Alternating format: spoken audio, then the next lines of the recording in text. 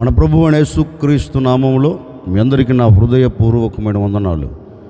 దేవుడి దినమంతా మీకు తోడై ఉండి మిమ్మల్ని ఆశీర్వదించి దీవించి కాపాడునుగాక.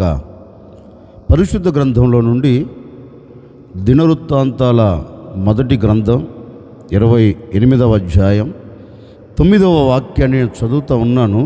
మీ పరిశుద్ధ గ్రంథమైన బైబిల్ తెరచి చూడండి. సొలొమోనా, నా కుమారుడా, నీ తండ్రి యొక్క దేవుడైన యెహోవా అందరి హృదయములను పరిశోధించువాడును, ఆలోచనలన్నిటినీ సంకల్పములన్నిటినీ ఎరిగిన వాడునై ఉన్నాడు. నీవు ఆయనను తెలుసుకొని హృదయపూర్వకంగాను మనపూర్వకముగాను ఆయనను సేవించుము.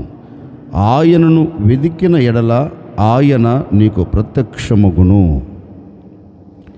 దావీదు చివరి రోజులలో తన కుమారుడైన సొలొమోనును పిలిచి సొలొమోనుకు ఒక శ్రేష్టమైన విషయాన్ని చెబుతున్నాడండి. కుమారుడా, నేను నా పితరుల దగ్గరికి వెళ్ళిపోతున్నాను. నేను నా తండ్రి యొద్దకు నేను వెళ్ళిపోతున్నాను. భారభరితమైన ఒక పని దేవుడు నీ భుజస్కంధాల మీద మోపాడు గనుక ఈ పని అంతటిని నువ్వు ఆశీర్వాదకరంగా దీవెనకరంగా జరిగించేదానికి నీకు దేవుని సహాయం అంటూ కావాలి. నేను ఆలోచించినది వేరు, దేవుని ఆలోచన వేరు. నా ఆలోచన ప్రకారం దేవునికి ఒక ఆలయమును కట్టదలిచా, ఆలయమును నిర్మించదలిచా. కానీ దేవుడు అన్నారు, ఇది నీ ద్వారా నేను కట్టించను అన్నారు. సరే, దేవుని చిత్తం ఏమై ఉన్నదో అని దేవుని యొద్ద అడిగితే దేవుడు కూడా చెప్పాడు, నీ ద్వారా అయితే ఈ పని నేను జరిగించను, సొలొమోను ద్వారా ఈ పనిని నేను నెరవేరుస్తాను అని చెప్పాడు.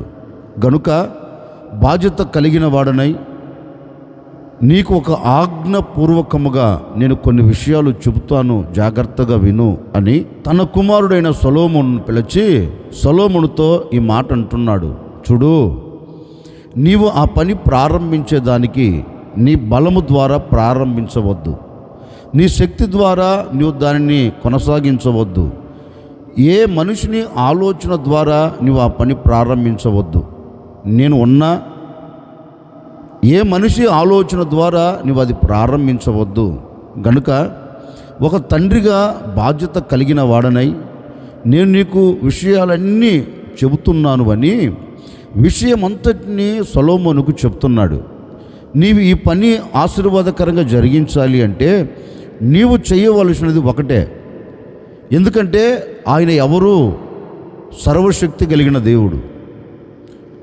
ఆయన ఎవరు? శక్తిమంతుడు. ఆయన ఎవరు? సమస్తమును ఎరిగినవాడు.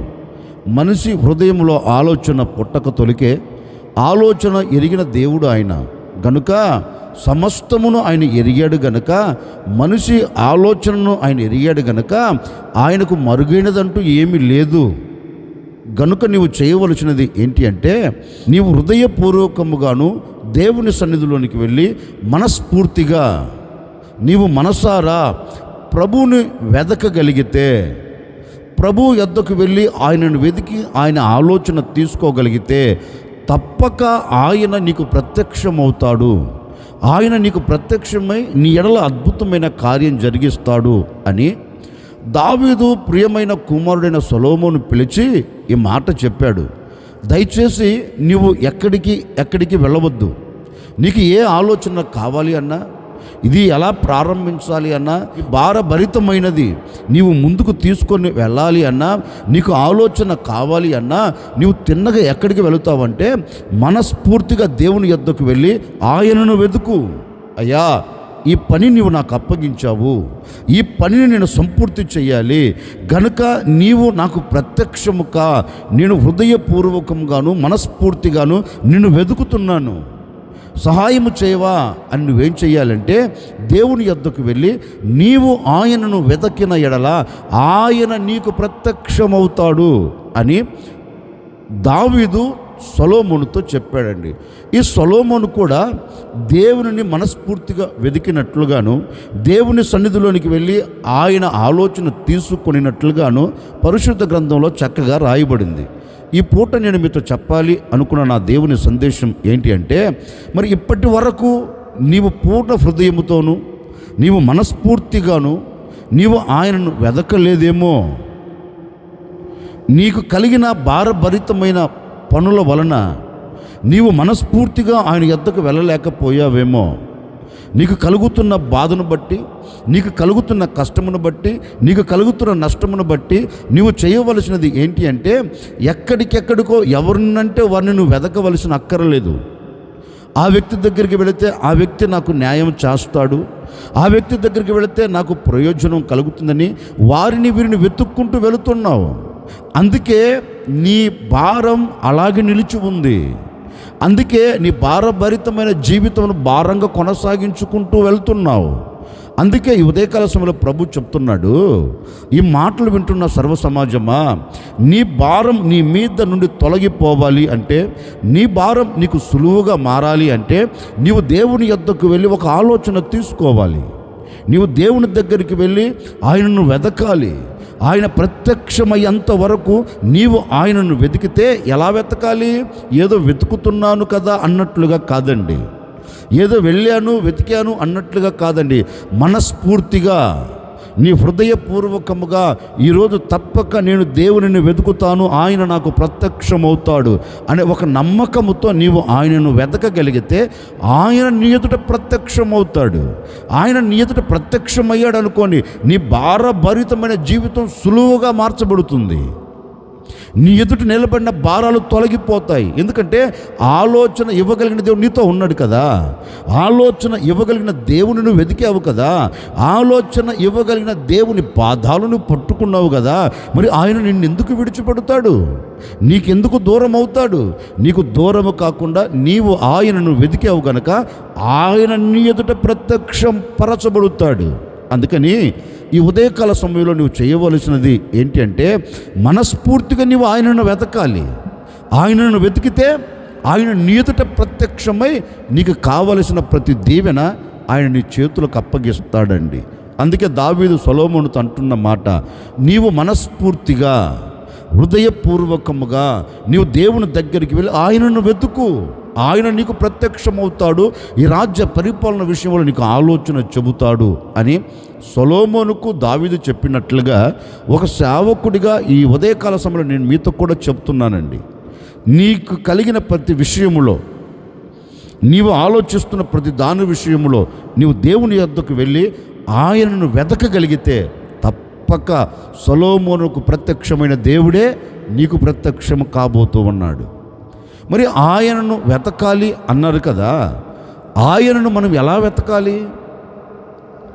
ఆయనను మనం వెతికితే మనకు కలిగే ఒక దీవెన ఏంటి? దైవజనుడైన పౌలు రాసిన హెబ్రీ పత్రిక 11వ అధ్యాయం 6వ వాక్యాన్ని నేను చదువుతూ ఉన్నాను, మీరు గమనించండి. దైవజనుడైన పౌలు రాసిన హెబ్రీ పత్రిక 11వ అధ్యాయం 6వ వాక్యాన్ని చదువుతూ ఉన్నాను. మీ పరిశుద్ధ గ్రంథమైన బైబిల్ తెరిచి చూడండి. విశ్వాసము లేకుండా దేవునికి ఇష్టుడై ఉండుట అసాధ్యము. దేవుని యొద్దకు వచ్చువాడు ఆయన ఉన్నాడనియు తన్ను వెదుకు వారికి ఫలం దయచేయువాడనియు నమ్మవలెను గదా. దైవజనుడైన పౌలు హెబ్రీ సంఘానికి ఒక ఉత్తరం రాస్తూ ఆ ప్రజలతో ఒక శ్రేష్టమైన మాట చెప్తున్నాడు. దేవుని రాకడ కొరకు సిద్ధపరచబడుతున్న విశ్వాసులారా, దేవుని రక్తముతో కడగబడి పరిశుద్ధ సమూహములో చేర్చబడి పరలోక పట్టణము చేరాలని ఆశతో ఆకాంక్షతో ఎదురు చూస్తున్న క్రీస్తు రెండవ రాకడ కొరకు ఎదురు చూస్తున్న సర్వసమాజమా, మీరు విశ్వాసము లేకుండా దేవునికి ఇష్టులై ఉండుట అది అసాధ్యము. ఒక వ్యక్తి దేవునికి ఇష్టుడిగా మారాలి అంటే ఆ వ్యక్తిలో ఏమి ఉండాలి అంటే ఒక విశ్వాసము ఉండాలి. ఆ విశ్వాసము కలిగిన వాడే దేవునికి ఇష్టుడిగా మార్చబడతాడు. ఆ వ్యక్తి దేవుడు ఉన్నాడు అని, ఆ దేవుడు నాకు ఫలము దయచేస్తాడు అని నమ్మాలంటండి. ఎలా ఆయనను వెతకాలి? ఆయనను వెతుకువారు ఎలా ఆయనను వెతకాలి లేఖనమంటుంది, ఆయన నాకు ఫలము దయచేస్తాడు అనే నమ్మకముతో ఆయనను వెతకాలంటండి. ఈ సంఘానికి దైవజనుడు అదే చెప్తున్నారు. మీరు ఆయన ఎలా వెతకాలి అంటే, ఈ లోకములో నేను బ్రతికి ఉన్నంత కాలం, ఈ లోకములో నా మనుగడ కొనసాగించబడుతున్నంత కాలం, ఈ లోకములో నేను జీవిస్తున్నంత కాలం నేను ప్రతి విషయంలో ఫలమును చూడాలి అంటే, ఒక శ్రేష్టమైన ఆశీర్వాదానికి నేను నాంది పలకాలి అంటే, ఆత్మ సంబంధంగా కానివ్వండి, శరీర సంబంధంగా కానివ్వండి, కుటుంబ సంబంధంగా కానివ్వండి, వ్యక్తిగత జీవిత పరంగా కానివ్వండి, ఏ విషయంలోనైనా ఒక వ్యక్తి ఫలము చూడాలి అంటే, ఒక దీవెన చూడాలి అంటే ఆ వ్యక్తిలో ఒక నమ్మకం ఉండాలంటండి. ఏ నమ్మకం? నేను నా దేవునిని నమ్మకముతో వెతుకుతున్నాను. నేను ఆయన ఎలా వెతుకుతున్నాను అంటే, ఒక నమ్మకం నాకుంది. నేను నా దేవునిని వెతికితే నా దేవుడు నాకు ఫలము దయచేస్తాడు. నా కష్టములో నేను ఆయనను వెతుకుతాను, నా నష్టములో నేను ఆయనను వెతుకుతాను, నా ఇబ్బందుల్లో నేను ఆయనను వెతుకుతాను, నాకు కలిగిన ఇరుకులో నేను ఆయనను వెతుకుతాను. ఆయనను నేను మనస్ఫూర్తిగా వెతికినప్పుడు, ఆయన మీద నేను నమ్మకం పెట్టి ఆయనను వెతికినప్పుడు, ఆయన నాకు ప్రత్యక్షమై నాకు కావలసిన, నా కుటుంబానికి కావలసిన ప్రతిఫలం నా దేవుడు నాకు దయచేస్తాడు అనే ఒక నమ్మకముతో నువ్వు వెతకాలి అండి. ఈ రోజున ఎందుకు చేస్తున్న దానిలో ఒక దీవెనను చూడలేకపోతున్నావు? ఎందుకు నువ్వు అడుగు వేసిన చోట ఆశీర్వాదం కనపడక కన్నీరు కారుస్తున్నావు? ఎందుకు నువ్వు పడుతున్న ప్రయాస నీ చేతుల్లో నిలబడక, నీ కష్టమును నీవు అనుభవించలేక ఎందుకు కన్నీరు కారుస్తున్నావంటే, నీవు నమ్మకముతో దేవునిని వెతకట్లేదు. నా దేవుణ్ణి నేను వెతుకుతాను, ఆయన నాకు ఫలము దయచేస్తాడు, నేను నా దేవుణ్ణి వెతుకుతాను, ఆయన నా పట్ల కార్యం జరిగిస్తాడు అనే ఒక నమ్మకం నీలో లేదండి. నీవు నమ్మకంతో దేవుణ్ణి వెతకట్లేదు. చాలామంది అంటారు, ఏమండి బాబోయ్, మేము నమ్మకం లేకపోతేనే బైబిల్ చదువుతున్నామా? మేము నమ్మకం లేకపోతేనే ప్రార్థన చేస్తున్నామా? మేము నమ్మకం లేకపోతేనే చర్చికి వస్తున్నామండి? మేము నమ్మకం లేకపోతేనే పరిచర్య చేస్తున్నామండి?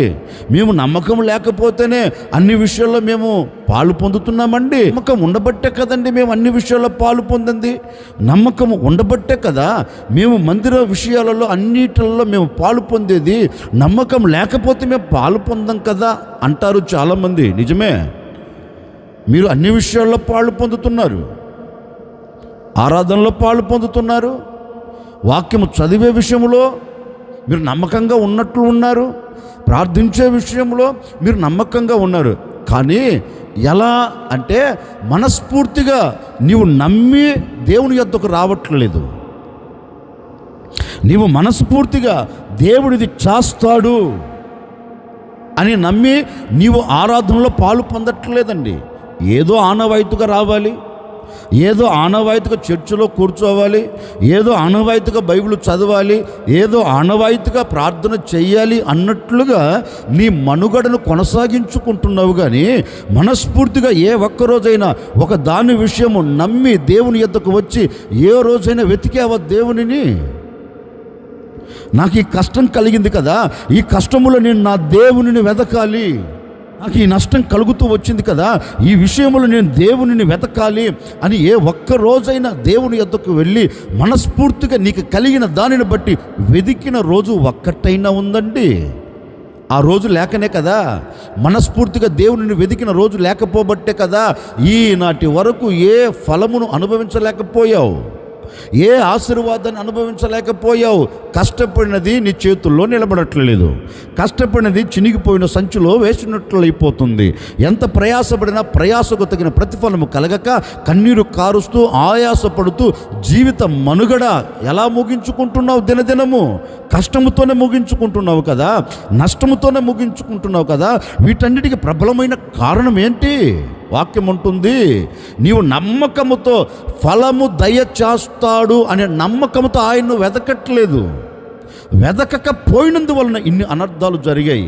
అందుకే దేవాతి దేవుడు కూడా అంటాడు మార్తతో, మార్తమ్మా, ఓ మార్తమ్మా, నువ్వంటున్నావు చనిపోయాడు, ఇక కుళ్ళిపోయి ఉంటుంది, ఇక ఎలా బాబు కంపు కొడుతు నువ్వు అంటున్నావు. కాదు కాదు కాదు, నీవు నమ్మితే దేవుడు ఒకే మాట అంటున్నాడు, నీవు నమ్మిన ఎడలా, మార్తా నీవు నమ్మిన ఎడలా, నీవు నమ్మకం ఉంచిన ఎడలా, నీవు నమ్మకముతో నన్ను వెతికిన ఎడలా నిశ్చయముగా నీవు దేవుని మహిమను చూడబోతూ ఉన్నావు. నీవు నమ్మితే దేవుని మహిమను చూస్తావు, నీవు నమ్మితే దేవుని కార్యమును నువ్వు చూస్తావు, నీవు నమ్మితే దేవుడు చేసే అద్భుతాన్ని నువ్వు చూడగలుగుతావు. నమ్మకం ఉంచమ్మా. నీలో నమ్మకం లేదు, అపనమ్మకం ఉంది. అపనమ్మకాన్ని తీసి ప్రక్కన పెట్టి నమ్ము, దేవుడు కార్యం చేస్తాడు నమ్ము అని ఆ ఎమ్ముతో అనలేదా? అంటే ఒక వ్యక్తి దేవుని మీద నమ్మకం ఉంచగలిగితే, నమ్మి ఆయనను వెతకగలిగితే ఆ వ్యక్తి పట్ల దేవుడు అద్భుతం చేస్తాడండి, ఆశ్చర్యమైన కార్యం చేస్తాడు. ఈ ఉదయకాల సమయంలో ఒక సేవకుడిగా మనస్ఫూర్తిగా నేను కోరుకుంటున్నాను, నీవు ఈ ఉదయకాల సమయంలో మనస్ఫూర్తిగా ఆయనను వెతకిన ఎడలా, నా దేవుడు నా పట్ల కార్యం జరిగిస్తాడు అని ఆయనను వెతికి చూడు. ఒక నమ్మకంతో వెతుకు. నమ్మకంతో వెతికితే ఏ రోజు కూడా నీ జీవితం నవ్వుల పాలు కాదండి. నీవు ఆయన మీద నమ్మకము పెట్టి ఆయనను వెతికిన ఎడల అద్భుతం నువ్వు చూడబోతూ ఉన్నావు. ఇప్పటి వరకు నువ్వు అద్భుతం చూడకపోయేదానికి ప్రబలమైన కారణం ఏంటంటే నమ్మకము లేక, దేవుని మీద నమ్మకం ఉంచి ఆయన వెతకక. ఈరోజు నమ్మి ఆయనను వెతికి చూడు. ఈ దినం నా దేవుడు నీ పట్ల అద్భుతమైన కార్యం జరిగించబోతూ ఉన్నాడు, ఒక ఆశ్చర్యమైన కార్యం జరిగించబోతూ ఉన్నాడు. నమ్మిన ప్రతి వ్యక్తిగత జీవితంలో అద్భుతాలు జరగబోతూ ఉన్నాయి. దేవునిని నమ్మిన వ్యక్తి పట్ల ఆశ్చర్యమైన కార్యాలు జరగబోతూ ఉన్నాయి. దేవునిని నమ్మి చూడు, నీ కుటుంబం స్వర్గసీమగా దేవుడు నిలబెడతాడు. చాలామంది దేవునిని నమ్మేదానికంటే నరములాడుతున్న నరుని మనసులో మెదిలే మాట అండి, దేవునిని నమ్మడు, దేవుని మీద నమ్మకం ఉంచడు. మనిషిని నమ్మాలంటే చాలా బాగా నమ్ముతారండి. మనిషి మీద నమ్మకం పెట్టుకోవాలని చాలా నమ్మకం పెట్టుకుంటారు. నేను చెప్పనా, మనిషి మీద నమ్మకం ఉన్నంతకాలం నీ జీవితం నవ్వుల పాలే. మనిషిని నమ్మినంతకాలం నీ జీవితం కన్నీళ్ళ మధ్య సాగి వెళుతూనే ఉంటుంది. మనిషిని నమ్మినంతకాలం నీవు ఇబ్బందుల మధ్యలో పడిపోతావు, నష్టాన్ని చూడగలుగుతావు, అవమానాన్ని అనుభవించగలుగుతావు. ఎందుకని? మనిషిని నమ్మావు కనుక, మనిషిని వెతుక్కుంటూ వెళ్ళి అతన్ని నమ్మావు కనుక, ఈ వ్యక్తి అయితే నాకు అన్ని విషయాల్లో తోడుగా ఉంటాడు అని నమ్మావు కనుకనే మోసపోయావు. మనుషుని నమ్మేదానికంటే నీవు నమ్మవలసింది ఎవరిని అంటే, నీ పట్ల అద్భుతము చేయగలిగిన దేవుని నమ్మితే నీవు అనుకున్న గమ్యం నువ్వు చేరగలుగుతావు. అందుకే వాక్యం కూడా అంటుంది, దైవజనుడు కూడా అంటారు చూడండి, మీరు ఫలము పొందాలి అని. ఒకవేళ ఆయనను నమ్మి ఆయనను వెతికితే ఆయన తప్పక మీకు ఫలమును దయచేస్తాడు. నిజమే. వారికేంటి? ఈరోజు ఎందరైతే నేను ప్రకటిస్తున్న యేసుక్రీస్తును నమ్ముతారో, ఆయనను నమ్మి వెతుకుతారో, ఆయనను వెతికిన ప్రతి కుటుంబం ఫలాన్ని అనుభవించబోతుంది, అద్భుతాన్ని చూడబోతుంది, కార్యము చూడబోతుంది. ఆయన చేసే నవనూతనమైన కార్యాలు, నీ కుటుంబంలో జరిగే కార్యాలు నీవు కనులారా చూడబోతూ ఉన్నావు, మనసారా ఆస్వాదించబోతూ ఉన్నావు, దేవునికి నీవు సాక్షిగా నిలబడబోతూ ఉన్నావు.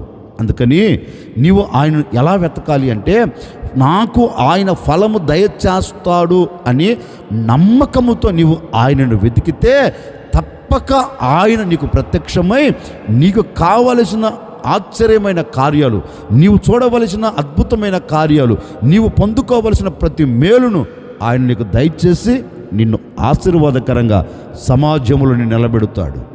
మరొక మాట కూడా నేను మీతో చెబుతాను. ఆయనను మనం ఎలా వెతకాలి? దినవృత్తాంతాల 2వ గ్రంథం 7వ అధ్యాయం 14వ వాక్యాన్ని చదువుతూ ఉన్నాను. మీ పరిశుద్ధ గ్రంథమైన బైబిల్ తెరచి చూడండి. నా పేరు పెట్టబడిన నా జనులు తమ్మును తాము తగ్గించుకొని ప్రార్థన చేసి నన్ను వెదకి చెడు మార్గములను విడిచిన ఎడల ఆకాశము నుండి నేను వారి ప్రార్థనను విని వారి పాపమును క్షమించి వారి దేశమును స్వస్థపరచుదును. దేవాతి దేవుడు ఒక శ్రేష్టమైన మాట చెప్తున్నాడు.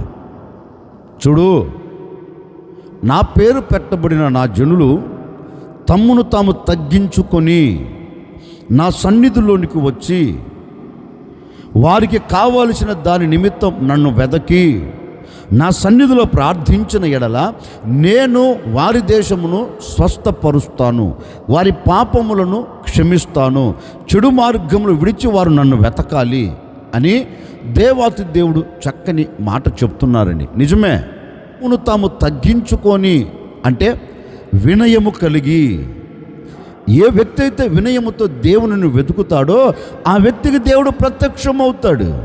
ఆ వ్యక్తికి ప్రత్యక్షమై అతని ప్రార్థన వింటాడంటండి, అతని మొరను ఆలకిస్తాడంట. ఎవరు? వినయము కలిగిన వారు. వినయముతో కూడిన ప్రార్థన ఒక వ్యక్తి చేస్తే, వినయముతో కూడిన ప్రార్థనతో ఆయనను వెతికితే ఆయన నీకు ప్రత్యక్షమవుతాడు. ప్రత్యక్షమై ఏం చేస్తాడంటే నీ ప్రార్థన అంగీకరిస్తాడంటండి. నీవు ఏ విషయంలో మొరపెట్టినా, ఏ విషయంలో కన్నీరు కార్చినా, ఏ విషయంలో ఆయన పాదాలు పట్టుకొని అడిగినా నీ ప్రార్థన ఆయన విని నిన్ను స్వస్థపరుస్తాడంటండి, నిన్ను బాగు చేస్తాడంటండి. నీ బాగోగులు ఆయన చూస్తాడట. ఎప్పుడు? నువ్వు వినయము కలిగి ఆయనను వెతికినప్పుడు, వినయముతో కూడిన ప్రార్థన నువ్వు చేసినప్పుడు తప్పక ఆయన ఎదుట ప్రత్యక్షమవుతాడు.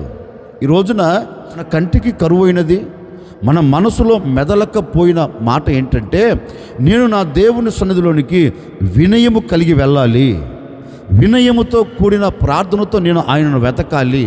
చూడండి, చాలామంది దేవుని సన్నిధిలోనికి వెళ్ళేటప్పుడు వినయముతో కూడిన ప్రవర్తనతో రారండి.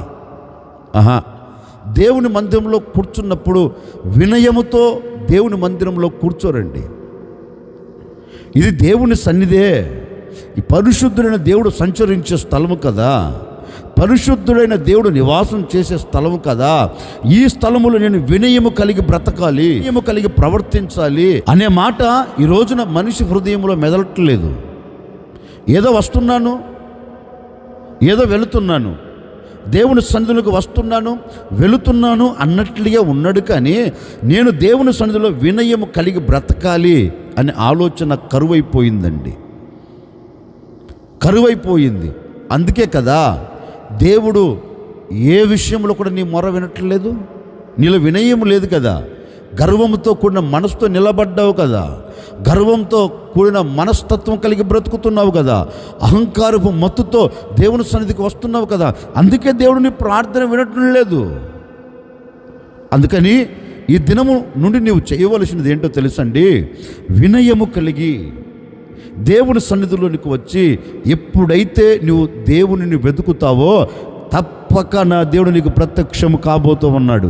నిన్ను నీవు తగ్గించుకొని దేవుని పాదాలు ఎప్పుడైతే పట్టుకుంటావో తప్పక ఆయన నీకు ప్రత్యక్షమై నీ ప్రార్థనను విని నీ కార్యములన్నీ సఫలం చేయబోతూ ఉన్నాడు. ఒకవేళ ఏ విషయంలో నువ్వు ప్రార్థిస్తున్నప్పటికీ, ఏ విషయంలో నువ్వు కన్నీరు కార్చి మొరపెడుతున్నప్పటికీ, ఏది చూడాలని ఆశతో ప్రభు పాదాలు పట్టుకొని నువ్వు ఆయన వెతికినప్పటికీ తప్పక నీ ప్రార్థన వినేదానికి ఆయన ప్రత్యక్షమై నీ ప్రార్థనను విని నీ ప్రార్థనకు జవాబిచ్చి అన్ని విషయాలలో దేవుడు నీకు జయమును కలుగ చేయబోతూ ఉన్నాడు. అందుకని ఈరోజు నువ్వు చేయవలసినది ఏంటంటే, నీవు ఆయనను ఎలా వెతకాలి అంటే వినయముతో, విధేయత కలిగిన వాడై నిన్ను నీవు తగ్గించుకొని దేవునిని వెతకగలిగితే ఆయన నీకు ప్రత్యక్షము కాబోతూ ఉన్నారు. అందుకే ఆశ కూడా చెబుతాడండి, యూదావారులారా, ఓ యెరూషలేము నివాసులారా, దేవుని పేరు పెట్టబడిన ప్రజలారా, ఒకసారి ఆలోకించండి, ఒకసారి ఆలోచించండి.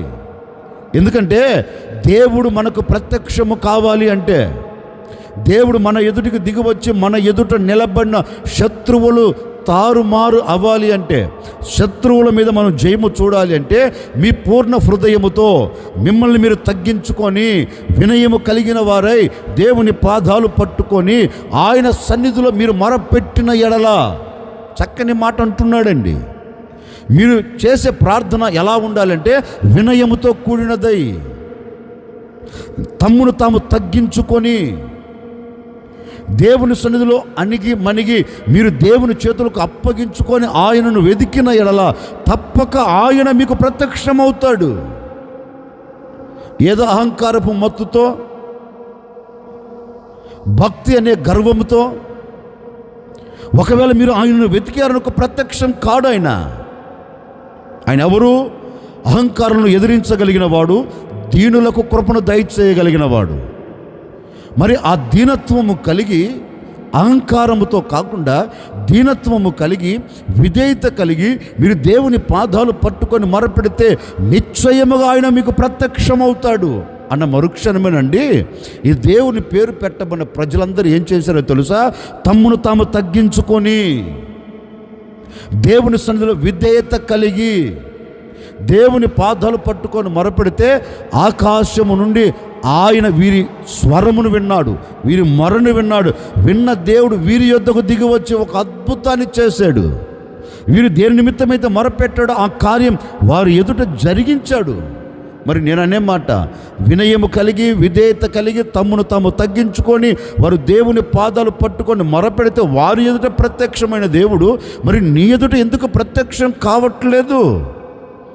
ఏమండి, మేము రోజు గంటలు గంటలు ప్రార్థన చేస్తున్నామండి, గంటలు గంటలు ప్రార్థనలో మేము ఉంటున్నామండి, గంటలు గంటలు బైబిల్ చదువుతున్నామండి. కాకపోతేనండి వారానికి 2-3 రోజులు కూడా ఉపవాసం ఉంటున్నామండి. ఎలా ఉంటున్నావు ఉపవాసం? ఎలా చేస్తున్నా ప్రార్థన? ఎలా చదువుతున్నా బైబిల్? వినయము కలిగిన ప్రార్థనతో కూడిన ప్రార్థన ప్రారంభిస్తున్నావా? వినయముతో కూడిన మనసుతో దేవుని యొద్దకు వస్తున్నావా? నువ్వెంత ప్రార్థన చేసినా, ఎంత కన్నీరు కాల్చినా, ఎంత బైబిలే చదివినా నీలో విధేయత లేకపోతే, లోబడే స్వభావం విధేయత లేకపోతే ప్రభు నీ ప్రార్థన వినడు, ప్రభు యొద్దకు నీ ప్రార్థన వెళ్ళదు, ఆయన నీకు ప్రత్యక్షం కాడు. అందుకే ఈనాటి వరకు నువ్వు ఎలా ప్రార్థించావో, ఎలా మొరపెట్టావో నాకు తెలియదండి. ఈరోజు నీకు కలిగిన సమస్యను బట్టి, నీకు కలుగుతున్న ఆటంకాన్ని బట్టి, నీకు కలుగుతున్న ఇబ్బందులను, ఇక్కట్లను బట్టి ఈ ఉదయకాల సమయంలో మనస్ఫూర్తిగా నిన్ను నువ్వు తగ్గించుకొని ప్రభు పాదాలు పట్టి నువ్వు మొరపెట్టగలిగితే ఈ ఉదయమే నా దేవుడు ప్రత్యక్షము కాబోతూ ఉన్నాడు. ఈ ఉదయకాల సమయంలో నా దేవుడు నీకు ప్రత్యక్షమై నీ ఎడల అద్భుతమైన కార్యమును జరిగించబోతూ ఉన్నాడు. ఆ కార్యము జరగాలి అంటే నిన్ను నువ్వు తగ్గించుకొని నువ్వు ప్రభు పాదాలు పట్టుకుంటే ఆయన నీకు ప్రత్యక్షమై ఆరోగ్య విషయంలో మొరపెట్టినా ఆయన నీ మొర విని ఆరోగ్యం నీకు దయచేయబోతూ ఉన్నాడు. ఆర్థిక ఇబ్బందుల విషయంలో నువ్వు మొరపెట్టినా ఆయన నీ మొరను ఆలకించి నీ ఆర్థిక ఇబ్బందుల మధ్యలో నుంచి ఆయన నిన్ను తప్పించబోతూ ఉన్నాడు. నీ కుటుంబం క్షేమకరంగా ఉండాలని నువ్వు మొరపెడుతున్నా, నిన్ను నువ్వు తగ్గించుకొని మొరపెడుతున్నావు కనుక ఆయన నీకు ప్రత్యక్షమై నీ కుటుంబానికి క్షేమమును కలగచేసి నీ కుటుంబం అంతా దేవుని సన్నిధిలో ఆశీర్వాదకరంగా, ఆ దీవెనకరంగా, ఆశీర్వాదకరంగాను, దీవెనకరంగాను, మహిమకరంగాను దేవుని సన్నిధిలో నిలబడినట్లుగా, అనేకులకు సాక్షిగా మలచబడినట్లుగా నా దేవుడు నీ కుటుంబాన్ని కట్టబోతూ ఉన్నాడు, నీ కుటుంబాన్ని స్థిరపరచబోతూ ఉన్నాడు. ఇవి జరగాలి అంటే నిన్ను నీవు తగ్గించుకొని వినయము కలిగి నీవు ఆయనను వెతికితే ఆయన నీకు ప్రత్యక్షమై నీ మొరను విని నీవు అడిగిన ప్రతిదీ నా ప్రభు నీకు దయచేయబోతూ ఉన్నాడు. ఈ దినమంతా నా ప్రభు నీవు ఏది అడిగినా సమృద్ధిగా దయచేయునుగాక. ఈ దినమంతా నీవు ఏది మొరపెట్ట నీ మొరను నా దేవుడు అంగీకరించునుగాక. అంగీకరించిన దేవుడు కార్యము జరిగించునుగాక. అందుకే దావీదు సొలొమోనుతో అంటాడు, నైనా నీవు దేవుని సన్నిధిలోనికి హృదయపూర్వకముగా వెళ్ళి ఆయనను వెతికితే ఆయన ప్రత్యక్షమవుతాడు. ఎలా వెతకాలి? నమ్మకముతో మనం వెతకాలి. ఎలా వెతకాలి? ఆయనను మనము వినయము కలిగిన వారమై ఆయనను వెతికితే ఆయన మనకు ప్రత్యక్షమై మన పట్ల అద్భుతమైన కార్యాలు జరిగిస్తాడు. ఆశ్చర్యకరుడా, మీకు స్తోత్రాలు చెల్లిస్తూ ఉన్నాం. గడిచిన దినాలన్నిట మీ సురక్షితమైన రెక్కల నీడలో మీరు మమ్మల్ని దాచి క్షేమమును మీరు కలగచేస్తూ వచ్చారు. మరొక దినములు అడుగు పెట్టేటట్లుగా సహాయం చేశారు. ఈ దినమంతా కూడా ఈ ప్రజలను ఆశీర్వాదకరంగా, దీవెనకరంగా నడిపించండి. ఎందరైతే నమ్మకముతో నిన్ను వెతుకుతున్నారో, ఎందరైతే వినయము కలిగిన వారే మిమ్మల్ని వెతుకుతున్నారో ప్రతి కుటుంబం పట్ల మీ ఆశ్చర్యమైన కార్యాలు జరిగించండి. వారు అడిగిన దాన్ని తప్పక పొందినట్లుగా మీరు సహాయం చేయండి తండ్రి. ఈ దినమంతా వీరి పట్ల మీ అద్భుతాలు, మీ ఆశ్చర్యమైన కార్యాలు జరిగించి ఎక్కడికి వెళుతున్న మీ క్షేమమును దయచేయండి. చేస్తున్న చేతి పనిలో, చేస్తున్న ఉద్యోగంలో, వెళుతున్న మార్గాలలో, కుటుంబ పరంగా, ఆత్మ సంబంధమైన జీవిత పరంగా అన్ని విషయాల్లో అద్భుతాలు జరిగించి సాక్షిగా నిలుపుకోమని యేసు నామములు అడిగి వేడుకొనుచున్నాము తండ్రి. ఆమెన్.